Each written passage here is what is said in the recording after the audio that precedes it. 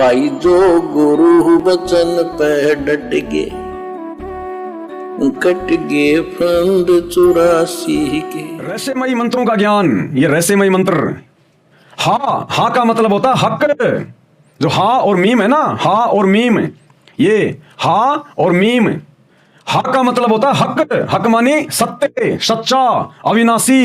जैसे हक्का कबीर, सत्य कबीर, तो हा का मतलब होता है हक यानी सत्य, सच्चा, अविनाशी। और मीम का मतलब होता है माबूद। माबूद यानी पूजा के, यानी उस परमेश्वर की पूजा के, उस अविनाशी परमात्मा की पूजा के। हा और मीम का मतलब है उस परमेश्वर की पूजा के, उस सत्य परमात्मा, अविनाशी परमात्मा की पूजा के यथार्थ मंत्र। यह होता है हा और मीम का अर्थ। हा मीम यानी उस यथार्थ परमेश्वर की पूजा के मंत्र। कौन से हैं? ऐन सीन काफ। हा यानी हक यानी सत्य, अविनाशी परमात्मा, और मीम यानी माबूद यानी यथार्थ पूजा के ऐन सीन काफ मंत्र हैं। जो साधना मुसलमान करते हैं, 5 समय नमाज, जकात यानी दान, रोजे यानी व्रत रखना, कुरान मजीद का तिलावत यानी पाठ करना, आदि आदि, ये तो ऐसा जानो जैसे रोगी को ग्लूकोज लगा दी, परंतु रोग नाश करने की गोली व इंजेक्शन लगाए बिना रोगी स्वस्थ नहीं होगा। ये जो पूजा के यथार्थ मंत्र है ना, हा मीम का मतलब पूजा के यथार्थ मंत्र, ये ऐन सीन काफ, जब तक ये नहीं मिलेंगे उस बाखबर की शरण में आने के बाद, उस अल्लाह कबीर, उस मुर्शिद की शरण में आने के बाद, तब तक मोक्ष नहीं हो सकता किसी भी मुसलमान का, किसी भी मानव शरीरधारी स्त्री पुरुष का, चाहे किसी भी धर्म में क्यों ना हो। ऐन सीन काफ, जिन 3 मंत्रों यानी नामों के सांकेतिक शब्द हैं, उन नामों को रोगनाशक गोली यानी टैबलेट तथा इंजेक्शन जानो। इन नामों का जाप करने से जन्म मरण का चक्र सदा के लिए समाप्त हो जाएगा। आप पढ़ें ऐन सीन काफ का भेद जो इस प्रकार है। तो मुसलमान भाइयों, अब वो अल्लाह कबीर, अल्लाह अकबर, जो इस पुस्तक के अनुवादकर्ताओं ने, मुसलमान भाइयों ने ये कहकर छोड़ दिया कि ये ऐन सीन काफ तो गूढ़ रहस्य है, इसको तो अल्लाह ही जानता है, खुदा ही जानता है। अब ये अल्लाह सतगुरु रामपाल जी, ये खुदा सतगुरु रामपाल जी ऐन सीन काफ का भेद बताने जा रहे हैं। सूरत अश-शूरा 42 की आयत नंबर 1 हा और मीम, आयत नंबर 2 ऐन सीन काफ। इन दोनों आयतों का सरलार्थ या विश्लेषण वर्तमान तक किसी ने नहीं किया, क्योंकि किसी को पता ही नहीं, अल्लाह के अलावा कोई कर ही नहीं सकता। कुरान के अनुवादकों ने यह कहकर छोड़ दिया कि इनका मतलब तो अल्लाह ही जानता है। अब अल्लाह सतगुरु रामपाल जी बता रहे हैं, लिख रहे हैं, अब जानो वह रहस्य, चारों वेदों ऋग्वेद, सामवेद, यजुर्वेद तथा अथर्ववेद का ज्ञान भी काल ब्रह्म ने यानी इसी शैतान ने सूक्ष्म वेद से चुनकर अधूरा दिया है। सामवेद के मंत्र नंबर 822 में इन्हीं 3 नामों का संकेत है, यानी जो 4 वेद है ना, उनमें जो सामवेद है, सामवेद के मंत्र संख्या 822 में इन्हीं 3 नामों का जिक्र है, ऐन सीन काफ का। ओम तत्सत, जिसको गीता जी में कहा गया है, लिखा है त्रि तस्य नाम, अर्थात उस समर्थ परमेश्वर की पूजा के 3 नाम हैं। जैसे कुरान में लिखा है हा मीम, यानी उस सत्य परमेश्वर की पूजा के 3 नाम हैं, ऐन सीन काफ। इसी प्रकार सामवेद मंत्र संख्या 822 में लिखा हुआ है त्रि तस्य नाम, यानी उस परमेश्वर की पूजा के 3 नाम हैं। इसी काल ब्रह्म ने यानी शैतान ने श्रीमद् भगवत गीता का ज्ञान दिया है। श्रीमद् भगवत गीता का ज्ञान भी इसी कुरान का ज्ञानदाता ने अर्जुन को, जो 5 पांडवों में से एक था, उसको बताया था। उसमें भी अध्याय 17 श्लोक 23 में 3 मंत्र कहे हैं। उसमें लिखा है कि गीता अध्याय 17 श्लोक 23 मूल पाठ संस्कृत भाषा में लिपि नागरी ही है। ओम तत् सत, ये है वो 3 नाम, ऐन सीन काफ, ओम तत् सत। लेकिन ना ही तो ये ओम तत् सत जाप करने हैं और ना ऐन सीन काफ जाप करना है। ऐन सीन काफ के पीछे वो वास्तविक मंत्र क्या है, ओम तत् सत के पीछे वास्तविक मंत्र क्या है, वो तो उसी समय पता चलेगा जब सतगुरु रामपाल जी से उपदेश लोगे। यहां केवल आपको संकेत कर रहे हैं गुरुदेव कि वो ऐन सीन काफ गीता जी में भी इसी शैतान ने अर्जुन को बताया। ओम तत् सत इति निर्देशे ब्रह्मणे त्रिविध समर्थें ब्राह्मणा तेन वेदा च यज्ञा च विहिता पुरा।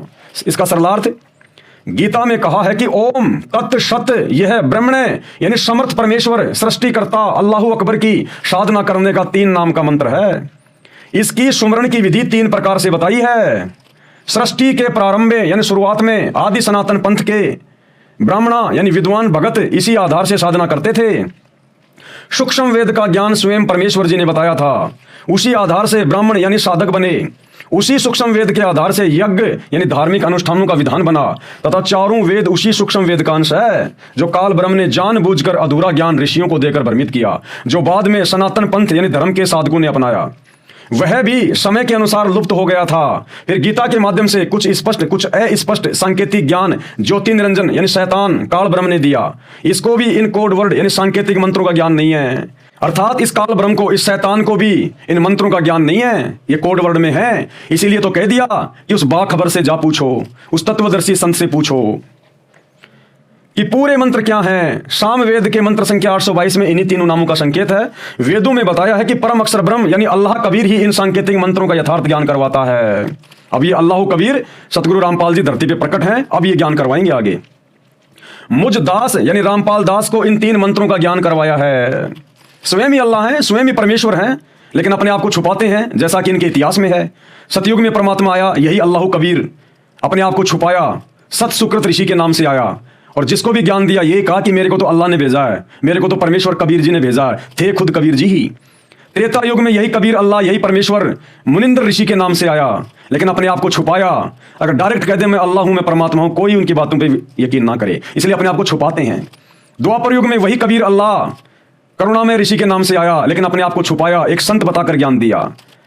और कलयुग में यही कबीर अल्लाह अपने वास्तविक वैदिक नाम कबीर दास के नाम से आए और अपने आप को दास बताया, मैं तो दास हूं उस भगवान का, उस परमात्मा का। तब कहीं जाकर लोगों ने उनका ज्ञान सुना।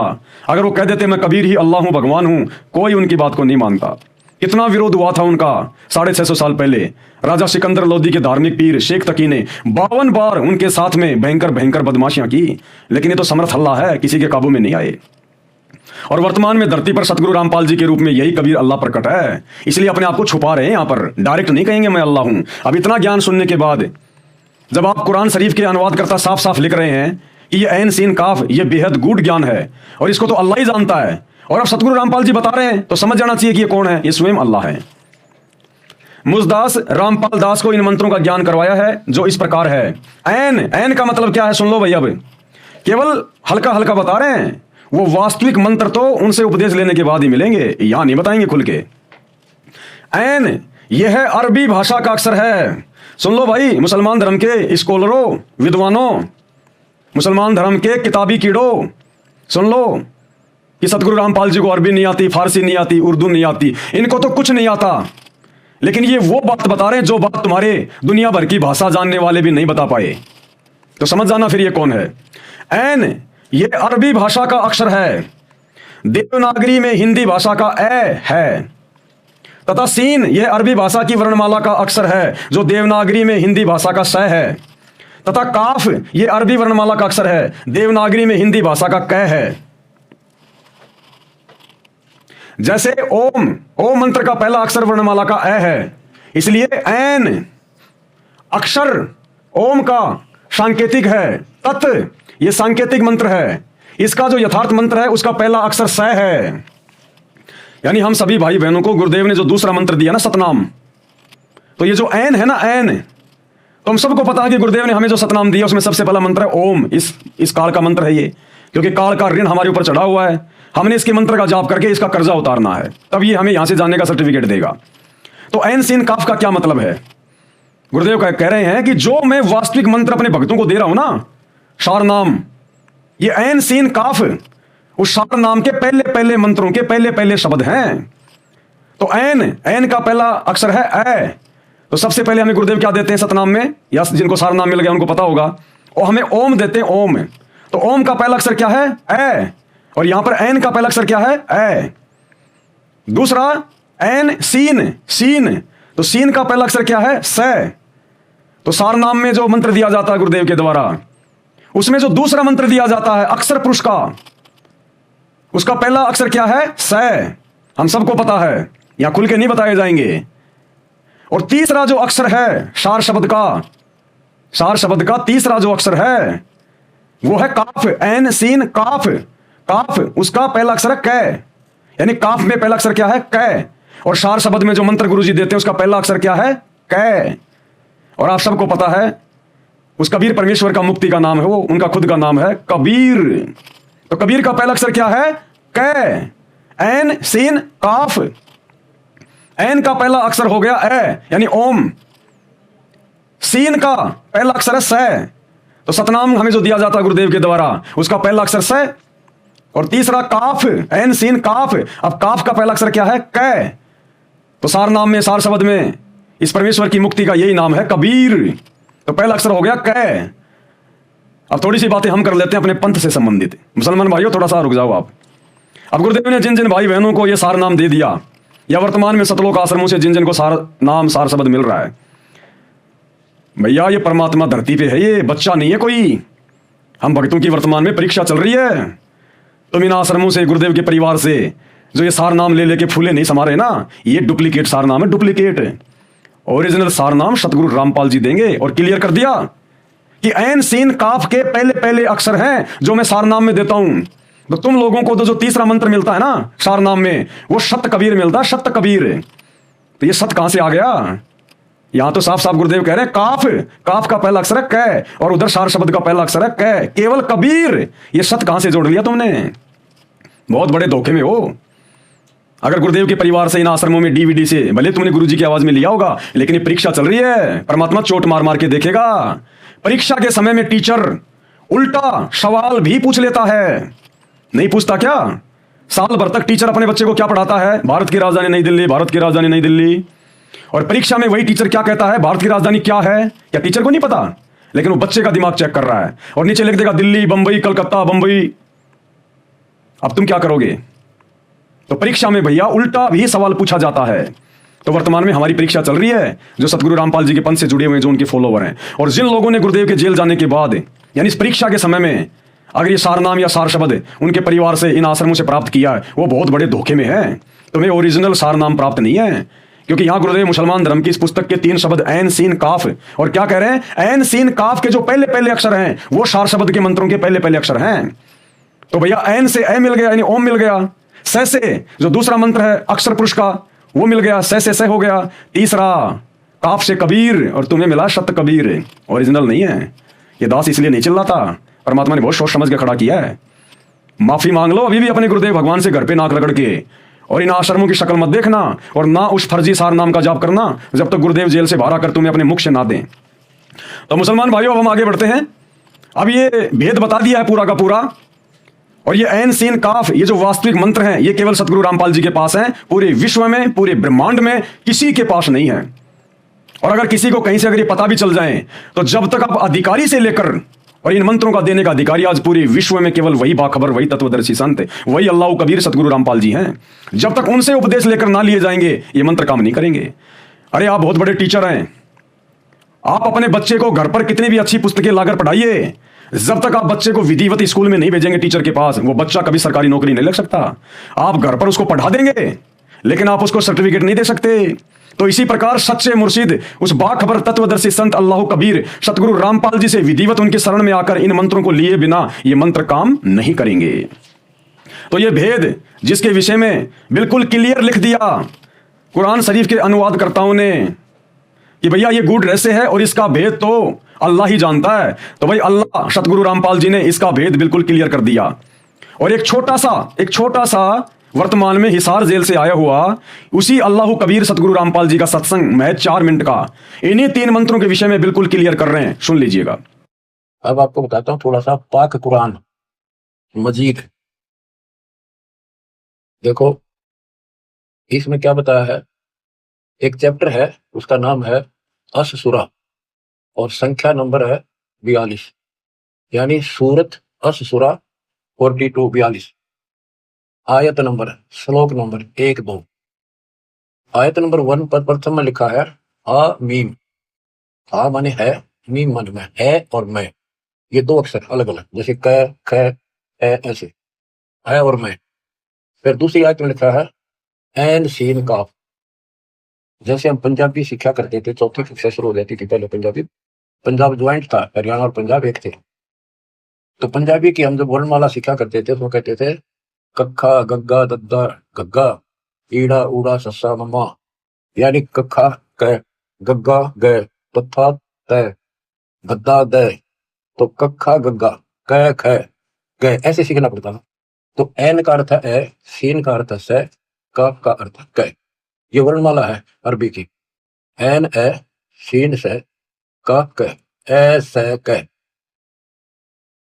इसके अनुवादकर्ता ने, पाक कुरान के अनुवादकर्ताओं ने ये लिखकर छोड़ दिया है कि इन 2 आयतों का अर्थ तो अल्लाह ही जान सकता है। पाक कुरान के अनुवादकर्ताओं ने ये लिखकर छोड़ दिया है कि इन दो आयतों का अर्थ तो अल्लाह ही जान सकता है। पाक कुरान के अनुवादकर्ताओं ने ये लिखकर छोड़ दिया है कि इन दो आयतों का अर्थ तो अल्लाह ही जान सकता है और कोई नहीं। ये क्या है? गीता अध्याय 17 श्लोक 23 में ओम तत्सत, ये 3 मंत्र। इनमें तीनों मंत्रा का पहला अक्षर है स क। जिनको तीनों मंत्र प्राप्त हो बच्चे आसानी से समझ देंगे। ये वो मंत्रों का केवल पहला अक्षर लिख रखा है, इसको नथिंग। तो ऐसा कह तो क्या हासिल होना था, ओम तत्सत से क्या हासिल होना था, इसकी एब्रीविएशन निकली सारी। अब इसको सारे से विस्तार से करा, अब पता चला ये सूक्ष्म वेद में पहले ही था। बच्चों आँख खोलो, दास कौन है? आँख खोलो, दास कौन है? आँख खोलो, दास कौन है? जैसे ओम मंत्र का पहला अक्षर वर्णमाला का ए है, इसलिए एन अक्षर ओम का सांकेतिक है। तत् ये सांकेतिक मंत्र है, यानी अक्षर पुरुष का मंत्र है। इसका जो यथार्थ मंत्र है उसका पहला अक्षर स है, तथा तीसरा जो सत यानी सांकेतिक मंत्र है, इसका जो यथार्थ मंत्र है उसका पहला अक्षर है कै। कबीर ना कि सत कबीर। इसलिए गुप्त यानी सांकेतिक ऐन सीन काफ कुरान में बताए, और यही गीता में बताए हैं ओम तत् सत। लेकिन ओम तत् सत की रट लगाने से कुछ नहीं होगा। ये ओम तत् सत वही सार शब्द है जो सतगुरु रामपाल जी के पास है, यानी गीता जी में बताए ओम तत् सत की तरह हैं। ये इन्हीं का संकेत है। इन मंत्रों के जाप से मानव को सांसारिक सुख मिलेगा तथा पाप कर्मों के कारण होने वाले कष्ट यानी संकट समाप्त होंगे तथा अकाल मृत्यु से बचाव होगा। काल ब्रह्म यानी ज्योति निरंजन की जन्नत से असंख्य गुना अधिक सुख वाली जन्नत शतलोक सुख सागर में स्थायी निवास मिलेगा। यानी इस अल्लाह कबीर के द्वारा जब ये ऐन सीन काफ ओम तत्सत, जब इनके वास्तविक वो 3 मंत्र जिनको सार नाम कहा जाता है, जब आप सतगुरु रामपाल जी को गुरु धारण करके और विधिवत प्राप्त करोगे और मर्यादा में रहकर जाप करोगे, फिर मुसलमान भाइयों को जिस जन्नत में जाने के लिए आप लोग इतने पापड़ बेल रहे हो, उस जन्नत से लाखों अरबों खरबों गुना ज्यादा सुखदायक शतलोक में जगह मिलेगी, जहां पर अल्लाह कबीर, ये कबीर परमेश्वर सतगुरु रामपाल जी विराजमान है अपने एक रूप में। तथा दोजख यानी नरक में नहीं जाएंगे। शतलोक वाली जन्नत स्वर्ग में सदा सुखी रहेंगे। फिर पृथ्वी के ऊपर कभी जन्म उस 3 नाम का जाप करने वाले का नहीं होगा। ये तीनों नाम दास रामपाल दास यानी परमेश्वर कबीर जी की साधना करने वाले यथार्थ कबीर पंथ यानी आदि सनातन पंथ के 13वें अंतिम पंथ के साधकों को साधना के लिए दीक्षा में देता है। यानी जो सतगुरु रामपाल जी से जुड़ जाता है उनको ये मंत्र प्राप्त होंगे। यथार्थ कबीर पंथ में किसी भी धर्म पंथ तथा जाति के स्त्री पुरुष दीक्षा लेकर जुड़ सकते हैं। यानी सतगुरु रामपाल जी से कोई भी जुड़ सकता है, चाहे कोई किसी जाति का है, किसी धर्म का है, किसी भी देश के किसी भी कोने का स्त्री पुरुष है। ये मनुष्य शरीर केवल परमात्मा प्राप्ति के लिए मिलता है, चाहे अफ्रीका के मनुष्य हों, चाहे अमेरिका के, चाहे हिंदुस्तान के, केवल परमात्मा प्राप्ति के लिए। और आने वाले समय में 2028 के बाद ये दुनिया की सीमाएं समाप्त हो जाएंगी।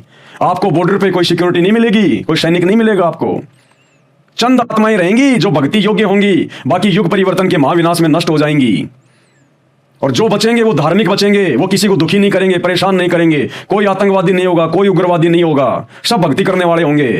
देश अलग अलग रहेंगे टुकड़ों में, लेकिन ये सीमाएं समाप्त हो जाएंगी। जिस प्रकार एक देश के अंदर जितने भी स्टेट हैं वहां पर कोई बॉर्डर सिक्योरिटी फोर्स नहीं होती है, वो अलग अलग वो डिस्ट्रिक्ट होते हैं, अलग अलग स्टेट होते हैं, लेकिन कोई सीमा नहीं होती है, कोई फोर्स नहीं होती है। इसी प्रकार पूरा विश्व एक हो जाएगा, पूरे विश्व में सतगुरु रामपाल जी का झंडा फहराएगा। एकमात्र इन्हीं का ये तत्व ज्ञान पूरे विश्व में चलेगा, एकमात्र इन्हीं की भक्ति होगी। और उस समय सभी देशों की सीमाएं समाप्त हो जाएंगी, पूरा विश्व 1000 साल के लिए एक हो जाएगा। यहां पर उन 2 अन्य मंत्रों के यथार्थ मंत्रों को नहीं बताऊंगा। मेरे से दीक्षा प्राप्त भगत इस प्रकरण को पढ़ते ही समझ जाएंगे। विश्व के मानव स्त्री पुरुष को अल्लाह अकबर यानी परमेश्वर कबीर जी की भक्ति करनी पड़ेगी, तभी उनका मानव जीवन सफल होगा, सदा रहने वाली शांति व सुख मिलेगा। उसे ये तीनों मंत्र दीक्षा में दिए जाएंगे। तीनों की सुमरण विधि 3 प्रकार से है। हा मीम भी इसी प्रकार सांकेतिक है। इनके विषय में पृष्ठ 28 पर पढ़े। उस कादिर अल्लाह कबीर ने कलाम कबीर में कहा है कि 12वें पंथ हम ही चलावें, सब पंथ मिटाकर एक पंथ चलावें।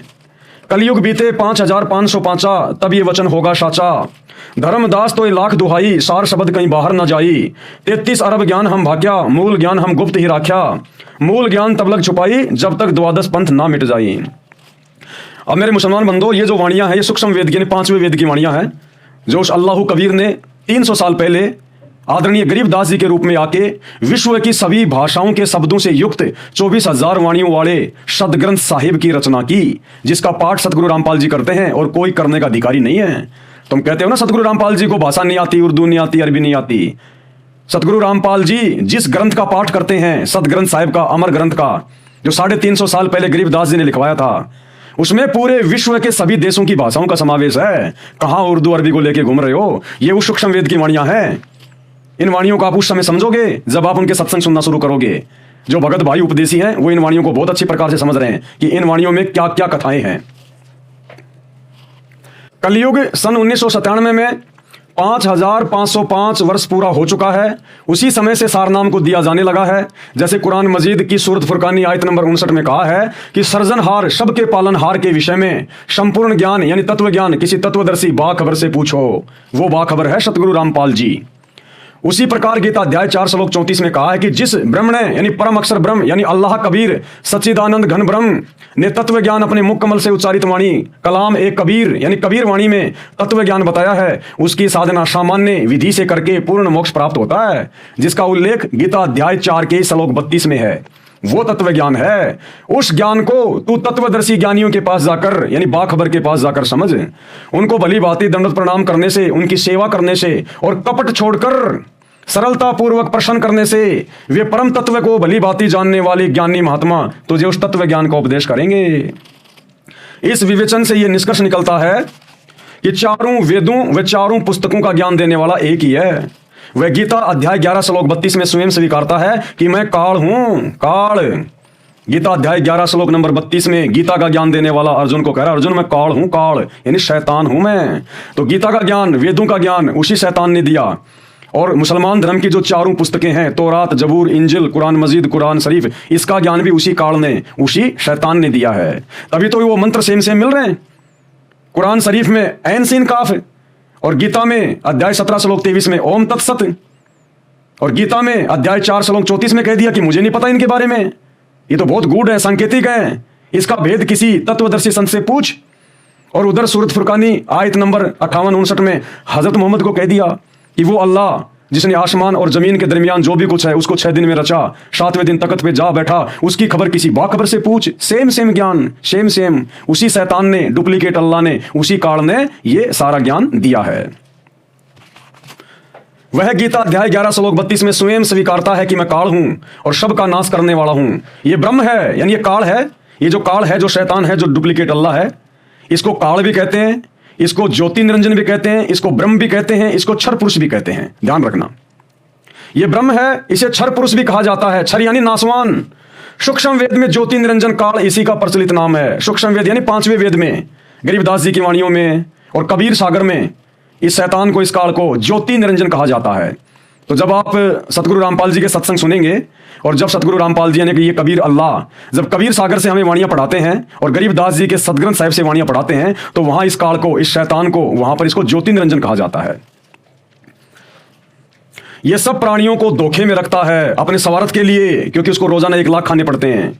परंतु जो सूक्ष्म वेद का ज्ञान इसने वेदों व गीता तथा कुरान आदि आदि पवित्र पुस्तकों में कहा है वो अधूरा है, परंतु गलत नहीं है। स्पष्ट नहीं बताया, स्पष्ट घुमा फिरा कर बताया है। जब तक संपूर्ण अध्यात्म ज्ञान व संपूर्ण भक्ति विधि नहीं मिलेगी तब तक काल यानी ज्योति निरंजन के जाल में जीव महा दुखी रहेगा, चाहे इसकी जन्नत यानी स्वर्ग में चले जाना। भाई जो गुरु बचन पे डट गए, कट गए फंद 84 के, कट गए फंद 84 के, कट गए फंद 84।